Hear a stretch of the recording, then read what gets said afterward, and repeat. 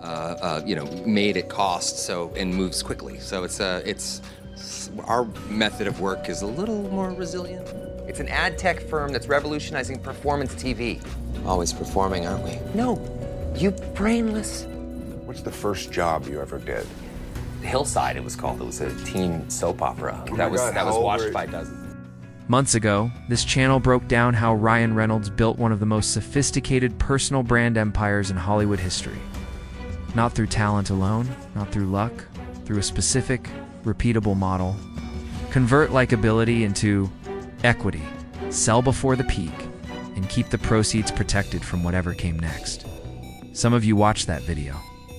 Today, we find out what that empire is actually worth under pressure, because right now in a federal court, the one asset that powers every deal Ryan Reynolds has ever done is being contested. It's not his company, not his equity stake, not his contracts. It's trust. It's almost Mother's Day, that time of year when we recognize our moms for all the love and support they show. A trust empire has one vulnerability that a traditional business empire does not have. You cannot separate the asset from the person. A factory keeps producing when its founder is in legal trouble. A patent keeps generating royalties when its owner is named in a lawsuit. But a personal brand, an empire built entirely on the public's belief that you are exactly who you appear to be, does not have that insulation. Someone just put the person on trial. $161 million is what Blake Lively's lawyers say the alleged smear campaign cost her. $400 million is what Baldoni's countersuit initially claimed against Reynolds directly. Everything I do is in lockstep with her. Sometimes the scary steps, sometimes the ones that are more often than not aimed right at danger. Trying to be a feminist. $20 million is the conservative estimate of legal fees already spent. And one publicly traded company, MNTN, is sitting on the stock market with Ryan Reynolds. Bammed equity baked into its valuation while the litigation is still running. The question Icon Capital is asking is not who is right. Courts decide that. Balance sheets don't have opinions on guilt or innocence. The question is, what does this litigation do to the financial architecture? What does it cost? What is already protected? What is still exposed? And the answer, when you see the full timeline, contains a twist that most coverage has missed entirely. Chapter 1, the Trust Empire, an asset inventory. Before the stress test, the asset map. Because understanding what Reynolds built is the prerequisite for understanding what is and is not at risk. Aviation Gin. In 2018, Reynolds acquired an ownership stake in the American gin brand and integrated himself into its marketing so completely that the brand and the person became commercially inseparable. In 2020, Diageo, the world's largest spirits company, acquired Aviation Gin in a deal valued at up to $610 million. Reynolds remained attached to the brand as an ambassador with a revenue-sharing arrangement. Ben, you're gonna add 3 ounces of tonic. Oh, that's Betty Buzz. I wonder. Status. The acquisition is complete. The $610 million in enterprise value was converted to cash in 2020. That transaction is protected. Mint Mobile. Reynolds acquired a stake in the mobile virtual network operator and deployed the same model. Personality as marketing engine, ownership rather than endorsement. In 2023, T-Mobile acquired Mint Mobile for $1.35 billion. Reynolds retained an ongoing brand role. Status. The acquisition is complete. $1.35 billion converted to cash in 2023. That transaction is protected. Look, can we just talk? It's easy to talk. People talk. Okay, leave it to the professionals, Ryan. This is how social media works. I know you're a boomer, but... MNTN. Performance television advertising platform, Reynolds holds a significant equity stake and serves as the public face of the company. MNTN went public in May 2025 at $16 per share. Status active. The IPO has happened. Stock is trading. The equity is not yet liquidated. This is live exposure. Wrexham, AFC, Reynolds, and Rob McElhenney acquired the Welsh Football Club in 2020. Turned it into a global content property, generated extraordinary media value from the club's promotion runs through the English football pyramid. Status. The club's operational value is largely independent of Reynolds' personal brand in terms of football performance. but the documentary series and the commercial sponsorship ecosystem around it are brand dependent. Phil Parkinson has done a phenomenal job, and I think the best thing we've done is Partial exposure, Maximum Effort Productions, Reynolds Marketing and Creative Production Company. Ongoing client relationships, ongoing production deals. Ongoing revenue dependent on Reynolds being a commercially attractive partner. Active exposure. Now, look at the timeline that the brief above identified as the most important financial fact in this entire story. Aviation Gin sold, 2020. Mint Mobile sold, 2023. The lawsuit Music filed, December 2024, of $161 million. The litigation clock is still running. Legal fees at this complexity and duration.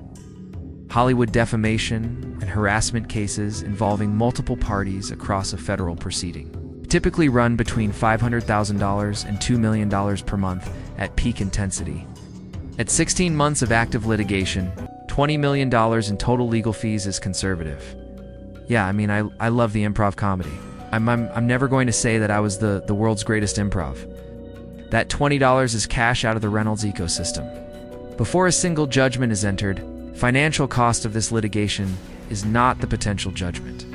It is the ongoing drain of legal fees, the management time consumed by legal strategy rather than business development, and the opportunity cost of deals not pursued while the exposure is active. And then there is MNTN.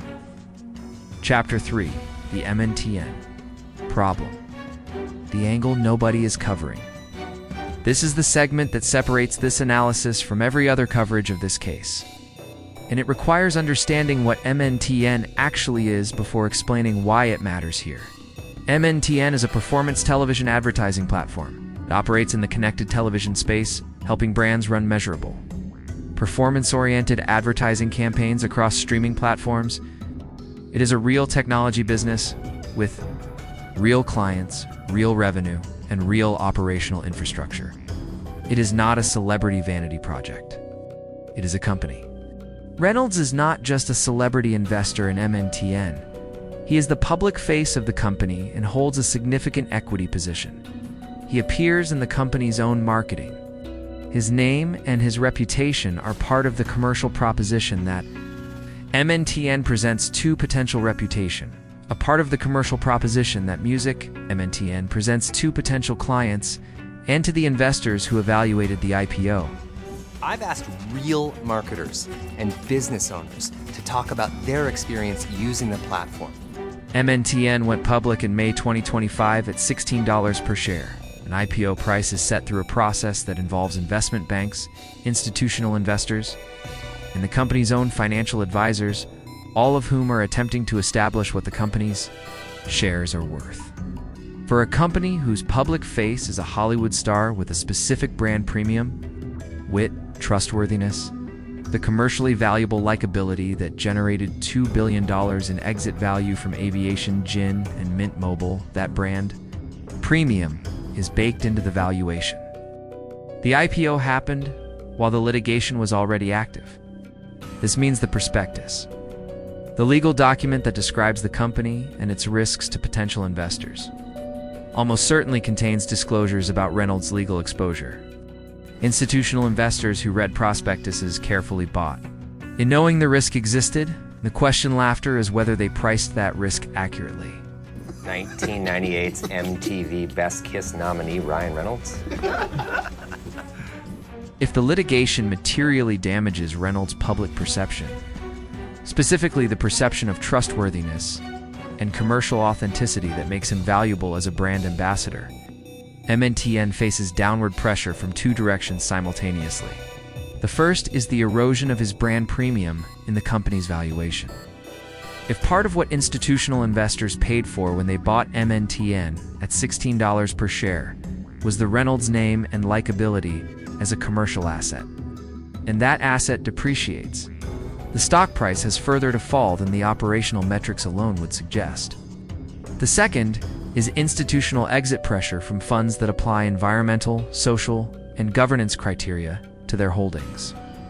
A company whose public face carries active litigation exposure and whose association with a high-profile legal dispute creates reputational risk. can trigger automatic review processes at funds with strict governance criteria. Forced selling from those exits suppresses the stock price independently of the company's operating performance. The MNTN IPO is the most underreported financial story in this entire case. It is the place where the litigation's effect on Reynolds' brand translates most directly into a measurable, publicly traded financial number.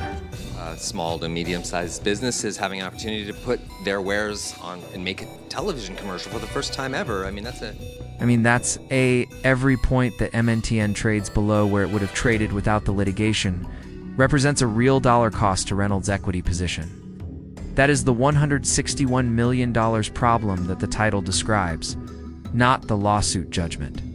The ongoing erosion of the equity that has not yet been liquidated. Chapter 4. The aviation gin problem. Nobody's explaining correctly. Every media outlet covering this case has run some version of the aviation gin is under pressure narrative. Most of them are getting the mechanics wrong. The correction matters. Aviation gin was sold to Diageo in 2020. Reynolds retained an ambassador role and a revenue-sharing arrangement. He does not own the company. Diageo owns the company. What this means practically, the brand risk from the litigation is absorbed primarily by Diageo, not Reynolds. If aviation gin's sales decline, because consumers associate the brand with an unflattering legal narrative around its ambassador, Diageo's revenue line takes the hit.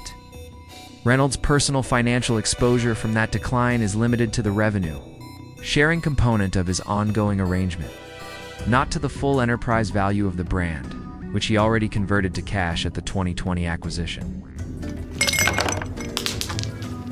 Fill a tall glass with ice, the way children fill our lives with so much joy.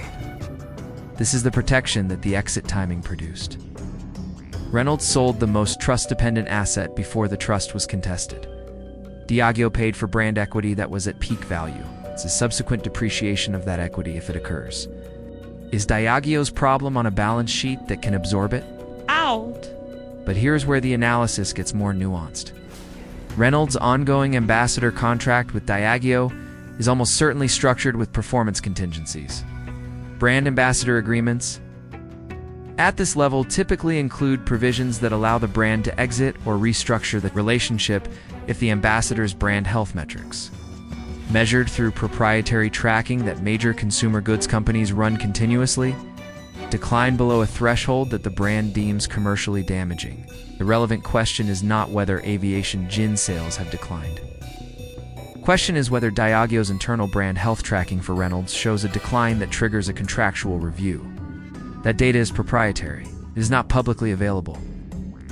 But the framework for asking the question is the correct one, and it is the question that nobody in the media coverage of this case has articulated.